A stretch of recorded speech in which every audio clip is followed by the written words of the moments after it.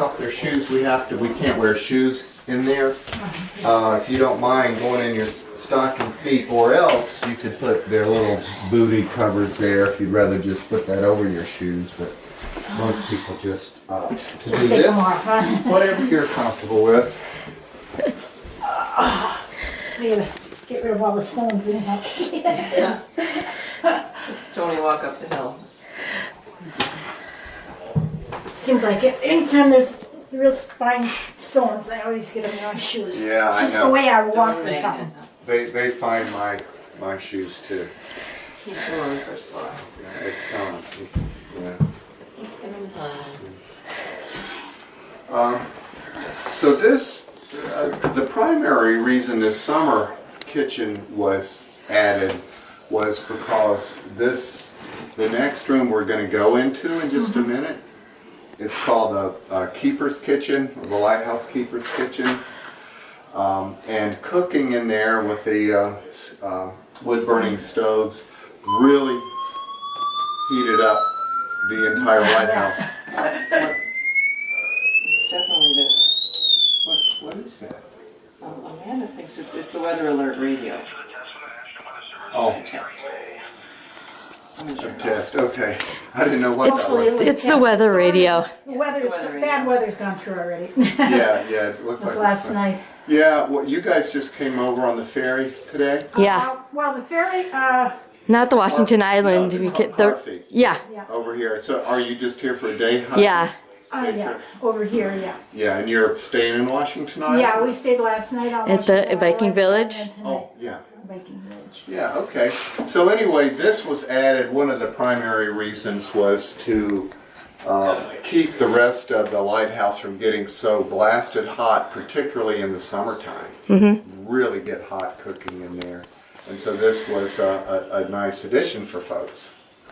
So if, and when the tour is done, we're happy to sell you things. We'll sell you now, in fact. All the profits go to the FORI, the Friends of Rock Island. The Friends of Rock Island to restore this, and any additions and improvement, they're totally self-funded through donations and sales and that sort of thing. They work closely with the DNR administratively, but they get no funding from the state at this point in time. So anyway, if you see something you like, t-shirts, sweatshirts, scarves, books, Don't forget bottled water. stickers, Bottled water. Yeah, bottled smart. water, Cliff Bars, That's one thing I said we're gonna have to make sure we. You're welcome to use the pump outside too. Yeah, you can certainly fill up from our pump over there, the solar pump. Haven't emptied it yet. Okay. Well, I would rather wait until Tom goes up to the second floor, if you don't mind just hanging out for a Sure. moment, so that we're not talking over There's each a lot of other. pictures and information back here. Yeah, this Interesting. I'm gonna sit is a down. list of all the lighthouse keepers. Starting from David Corbin was the first one when the lighthouse was established in 1836, and he was a keeper until he died in 1852. And the last keeper assigned here was Raymond Butters, and he was a keeper until 1946. And in 1946, the lighthouse was automated. So the light was still used, but the building itself was closed up. So it was used as a lighthouse until, from an automated perspective, from 1946 until 1988. And in 1988, the Coast Guard put up a metal structure out here, and it had a solar-powered lighthouse. So this lighthouse was uninhabited from 1946 really until 2004, when the Friends of Rock Island renovated it. They got historical artifacts, furniture that matched the period of 1910. It is furnished as it would have been around 1910. And then in 2004, the docent program started, so people like us come, live here for a week, give tours, sell merchandise, that sort of thing, so that we can try to keep it up and established looking the way it did in about 1910. Okay, would you like to step up now into the keeper's kitchen? So this is where the keeper, they did their cooking originally here. With the old wood stove. You can see the sink and the cupboards and cabinets. And so they spent a lot of time in here. And when we come back down, if you wouldn't mind, we'd love it if you'd sign the guest book here. Okay. But this is the keeper's kitchen. And the next room for 1858, this was almost luxurious. This was the parlor, very large parlor for the day. It's a big parlor for today, actually. Another thing you'll notice as you go through are the closets. There's a lot of closet space built with this lighthouse in 1858, and that is very different. Most homes built at that time had few, if any, closets, and clothes were hung in armoires or standing bureaus of some sort. So that was very unique. You notice the molding around the floor, really pretty exquisite, and the molding around the doors, just fabulous. And again, the closet space was something that was considered, for the hard work they had. Their living quarters were pretty exquisite, but they had issues with water and getting water up. No well until about 1903. So carrying it up, they had very primitive on one hand and very, very luxurious on the other. This is a actual antique. It's an old Edison machine. And this machine itself is from 1902. And it played these wax cylinders. And so they actually would have music. And people think of the old Victrolas. Well, this is well before the old Victrolas. One of the first ones, yeah. That's a new thing, yeah. Yeah, it's a viewing thing, and you can see like old postcards of the time. It's just phenomenal to see some of this stuff. Of course, you know what this is. Cribbage board. Cribbage board, exactly. An old antique cribbage board. Saw Gene play that one time. Huh? Saw Gene playing that one time. Oh. In 1910, the president was William Taft. And it was a tradition in government buildings, and you might call this a government outpost almost, but you displayed the picture of the current president who was in office at the time. And so in 1910, it was William Howard Taft, and so Taft's picture would have been displayed at that point in time. Now, let's step in here. Let's go to the bedroom first. This was the keeper's bedroom. And you'll notice on all the beds, these are all antique quilts that have been donated. And so although we're staying here in the lighthouse, we do not use the quilts. When the tours are done at 4 o'clock, we very carefully fold them up, put them away, put our sleeping bags on the bed. Sleep in that. I was wondering if you stayed in this building. We do, but we have to be extremely careful with the Do you artifacts. use the stuff in the kitchen, the wooden stove and everything?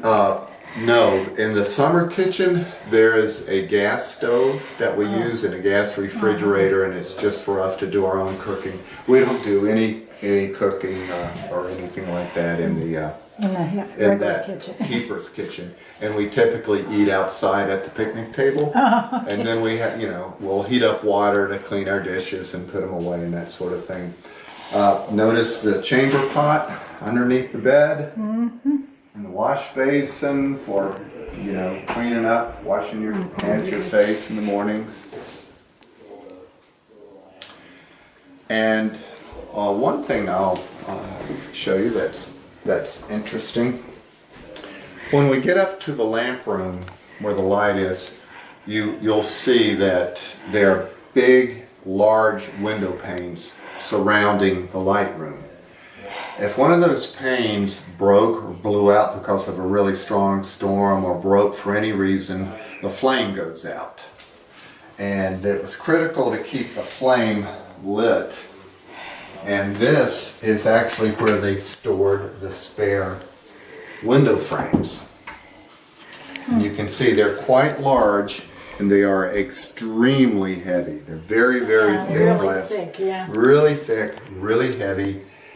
And for the life of me, I can't imagine how they got them up the steps. You'll see when we Probably go. more than one person. Yeah. Definitely. Yeah, you would think so. But there were times when it would be like the original keeper, David Corbin, had a number of years where it was just him and him alone. He had an assistant keeper, Jack Arnold, who died, I think, in 1846. And then he was here alone until he died in 1852. So I hope he didn't have to replace too many of these. This is a picture of one of the keepers from the 1859 to maybe 1860 or 61. And his name was Frank O. Sawyer. And one of the interesting things about him is for a while, folks did not know what happened to Frank Sawyer after he left here in 1861. But if we go around the back of the lighthouse, or if you walk around to the back, you will notice something above the archway of the door here. There's this archway. He wrote his name, and he had beautiful, I don't know how he did it, calligraphy, his printing, and he chiseled it, Frank O. Sawyer. And it's real plain to see, particularly in the morning when the light's shining on it. In the afternoon it's not as obvious. But for an O, he had a strange symbol that folks didn't know what that was for a while. And then some people realized it looked like a Masonic symbol.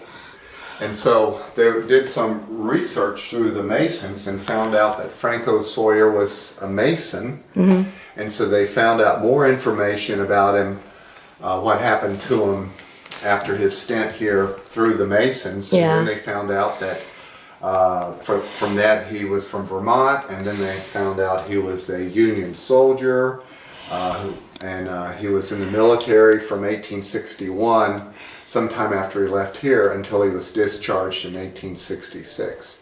So it was an interesting way that they sort of backtracked around and found out some history of him.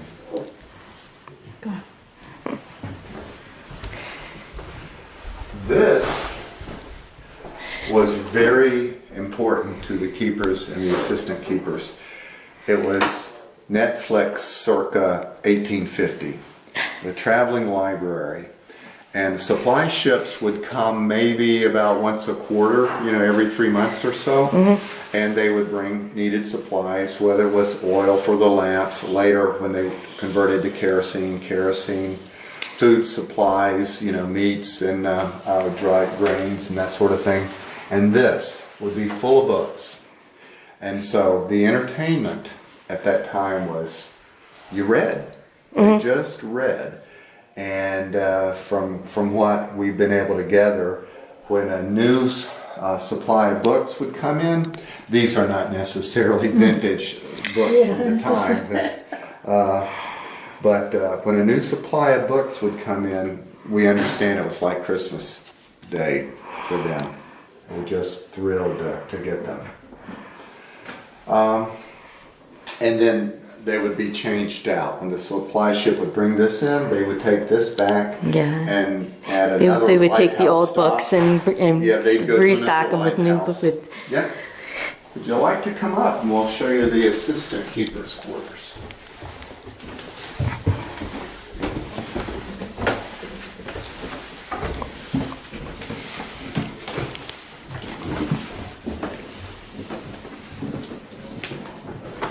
We'll start here. This is a children's bedroom.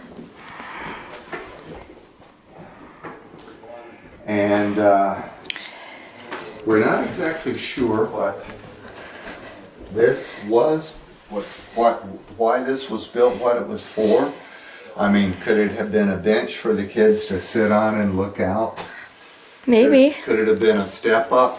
Perhaps there was a shelf up here and so At they one could step time, up maybe. and, you know, we just don't know. It could have been either of those or maybe something else that we haven't thought of. But it's a bit of a mystery to all of us. Now this room here was most likely the assistant keeper's bedroom. It's a large room, as you can see.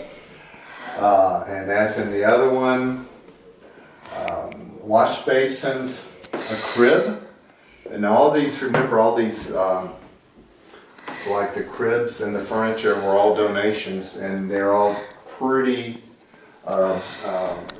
concurrent with the period of 1910.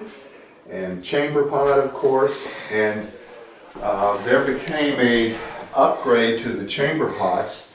They were built into seats, so folks could actually have a comfortable seat when they took care of their business, you know? Yep. So, but we don't use that. If it's middle of the night, we just go out to the outhouse.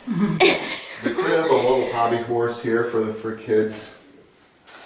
And of course a wood stove to keep the chill off. And then in here, this was more like the assistant keeper. And one interesting thing about this stove, this is the actual stove that was brought here in the 1840s that Frank wow. Corbin used in the other lighthouse building. So it originally was in the building that was eventually torn down in 1858, and then it was brought into this building. But he brought this from where the supply ship would dock, pulled it up by mule and some sort of a sled, and he installed this. He took it apart and reinstalled it, took it up piece by piece to reinstall it. And it is original to the 1840-ish time period. And these are just displays of the renovation process that actually began in the 1990s when the Friends of Rock Island, working with the DNR, refurbished the lighthouse, got it in living condition again, had to repair some things, and get it ready for the docent program, which actually began about 2004. And in 2004, the first people were living in the lighthouse for the first time since 1946. So almost 50 years it was, uninhabited. And so one more bedroom to see, and then would you like to go up to the light room? I don't know if I can get up there or not. Yeah, there are steep steps, so not everybody goes. So I would. I can try it. Most lighthouses I cannot go up because of the way the stairs kind of swirl around, going up. Well, I'll show you these, and if you're uncomfortable at all, you probably shouldn't try. But if you are, I can stand behind and spot you. Do you feel the same way? I'm not sure how to. I went. Well, if So, you're behind me, I probably wouldn't have any trouble. Well, we'll see how you can see. Yeah, I saw them as we came in. These. Do you know where the rec center is? This first set of steps here are steeper, but are steeper than what we came up, but the next set that goes up is steeper. It's more like climbing a ladder. So you got to think about that. You can see how it goes from here. If you're uncomfortable, No, I think I better just stay here. yeah, I'll just tell you a little bit about it. And, these are oil cans that were purchased. They're antiques to about 1900. They were bought from Massachusetts, but they're the kind of oil cans that were used in the early days when whale oil and lard were used. The oil tank below the wick in the light had to be refilled every 2 hours. And so a big question folks have is, how in the world do you wake up every 2 hours? How do you manage to do that? Yeah. And we don't really know whether it's an internal clock or did they try to sleep more in the morning and stay awake all night. We just don't know how that worked. But the lenses, like the lens that's in the lighthouse, the light itself, the wick doesn't give a very bright flame. But there was a Frenchman, and his last name was Fresnel, and he developed this series of like prisms, kind of like prisms, and that's the way this Fresnel lens works. There's a flame, and the prisms refract the light, it directs the light, it makes just a whole lot more light out of one flame. And then there would be like a brass backing that would direct it out and could be seen for 16 miles. So that's just real briefly how that worked. So the other thing is one other thing. There's a floor here above this first set of steps before you get to the really steep steps. And You want me to hold your backpack while you go up? do you want to go up? Oh, I suppose. It's up to you. I'm not forcing you. No, I'm staying here. I probably could. Okay, I'll walk See, I'd behind you. feel better if I had my shoes on, but Yeah, I'll I understand. Yeah, just we'll make it quick. Yeah, you got kind of a nice view there. Now, I want you to be very careful now because you bump your head and it's really steep. So I would say be real careful with holding that camera and trying to do that. If you want me to hold your camera, now that's where you can bump your head. Do you want to go up any further? No, I don't need to. Okay.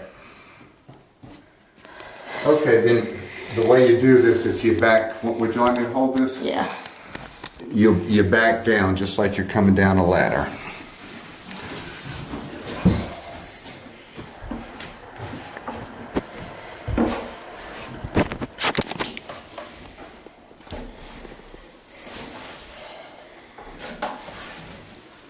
Okay, I'll back down here.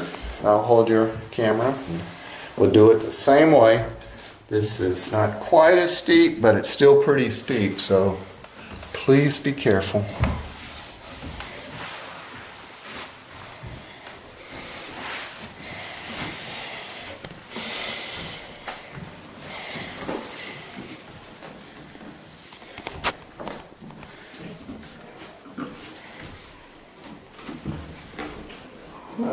Okay, you made it. Thank you.